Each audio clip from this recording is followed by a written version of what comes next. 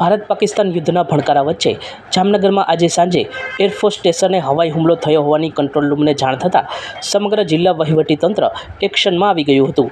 DDO, SP સહિતના અધિકારીઓ ઘટના સ્થળે દોડી ગયા હતા. તાત્કાલિક ઇજાગ્રસ્તોના રેસ્ક્યુ સહિતની કવાયત કરવામાં આવી હતી. આખરે આ સમગ્ર કવાયત ઓપરેશન શિલ્ડ અંતર્ગત યોજાયેલ મોક ડ્રીલ જાહેર થતાં સૌએ રાહતનો શ્વાસ લીધો હતો તેમજ મોક ડ્રીલ સફળ રહી હતી. આજે તારીખ 31/5/2025ના રોજ ઇન્ડિયન એરફોર્સના જામનગર સ્ટેશન ઉપર એક મોક ડ્રીલના આયોજન કરવામાં આવ્યા, જેમાં બધા લાઇન ડિપાર્ટમેન્ટ અહીંયા હાજર રહ્યા અને એરફોર્સના અધિકારીઓ પણ હાજર રહ્યા. પોલીસ, આરએનબી, હેલ્થની ટીમ, એનસીસી, અમારા હોમગાર્ડ, સિવિલ ડિફેન્સના વોલેન્ટિયર્સ અને એના અલાવા બાકી જેટલા વિભાગ હતા એ બધા હાજર રહ્યા અને સરસ રીતે આ મોક ડ્રીલના આયોજન કરવામાં આવ્યા અને યુદ્ધની સ્થિતિમાં જે જરૂરિયાત છે એ બધા શેર કરવામાં પણ આવી અને યુદ્ધની સ્થિતિમાં કોઈ પણ જરૂરિયાત પડશે તો એ કરી શકીએ છીએ.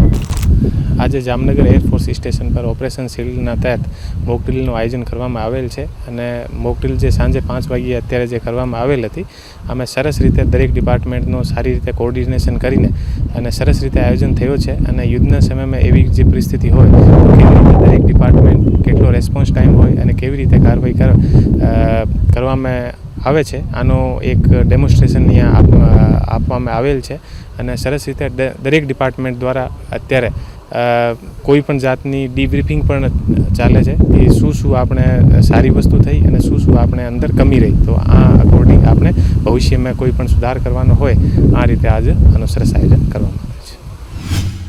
જામનગરમાં આજે સ્વામિનારાયણ નગરથી ગાંધીનગર સુધીના માર્ગ પર ડીપી કપાત માટે ડિમોલિશનની કવાયત હાથ ધરવામાં આવી હતી. વિપક્ષી મહિલા કોર્પોરેટર રચનાબેન નંદાણીયા સહિતના સ્થાનિકો દ્વારા ઉગ્ર વિરોધ કરવામાં આવતા રચનાબેન સહિત અમુક લોકોની અટકાયત કરવામાં આવી હતી અને ઘર્ષણથી વાતાવરણ તંગ બની ગયું હતું. તમામ વિરોધ અને અવરોધો વચ્ચે પણ તંત્રએ ડિમોલિશનની પ્રક્રિયા હાથ ધરી હતી. જામનગરમાં ડેવલપમેન્ટ પ્લાનનો ડીપી રોડ ખુલ્લો કરવાના કામે જે સ્વામિનારાયણ નગરથી ગાંધીનગર સુધીનો 3.5 કિલોમીટર લંબાઈનો અને 12 મીટર પહોળાઈનો આ ડીપી રોડ ખુલ્લો કરવા માટે અગાઉ જે નિયમાનુસારની નોટિસો પાઠવવામાં આવેલી, એમને પોતાનો સરસામાન જે લોકોનું આમાં મકાનો કે રેસિડન્ટ વિસ્તાર જે આવતા હતા સરસામાન ખાલી કરવા માટેની સૂચનાઓ પણ આપવામાં આવેલી. એટલે આજે 3.5 કિલોમીટરનો 12 મીટર પહોળો ડીપી રોડ ખુલ્લો કરવાની અત્યારે કાર્યવાહી જેએમસી તરફથી ચાલુ છે. એમાં ડીવાયએસપી સહિતનો પોલીસ કાફલો પણ પૂરતા બંદોબસ્ત સાથે કાયદો વ્યવસ્થા જાળવવા માટે તૈયાર છે અને જેએમસીની સંપૂર્ણ ટીમ પૂરતી મશીનરી સાથે અત્યારે આ કામગીરી કરી રહી છે. અંદાજે 331 જેટલી પ્રોપર્ટીઝ આ અંતરમાં આવે છે. એમાં કોમર્શિયલ રેસિડન્ટ વિસ્તાર જાજો છે. એમાં કોઈ પ્રોપર્ટી સંપૂર્ણતઃ ડિમોલિશન કરવાની થાય છે અને અમુક પ્રોપર્ટી જે 20% જેટલી છે તે અંશતઃ પાડવાની થાય છે. એકંદર જે આ ડીપી રોડ 12 મીટરનો ખુલ્લો થશે ત્યારે જે ઘણા ગાંધીનગર સુધીના જે વિસ્તારો છે એમને એક રોડની સુવિધા મળશે અને શોર્ટકટથી સીધા એમને જે ઘણું અંતર ફરીને જવું પડતું હતું એમાં અંતરમાં પણ કમી થશે. જે સિટીમાં ટ્રાફિકના જે અડચણના પ્રોબ્લેમો થતા હતા એ પણ આ ડીપી ખુલ્લો થવાથી મહદઅંશે સોલ્યુશન એનું આવશે.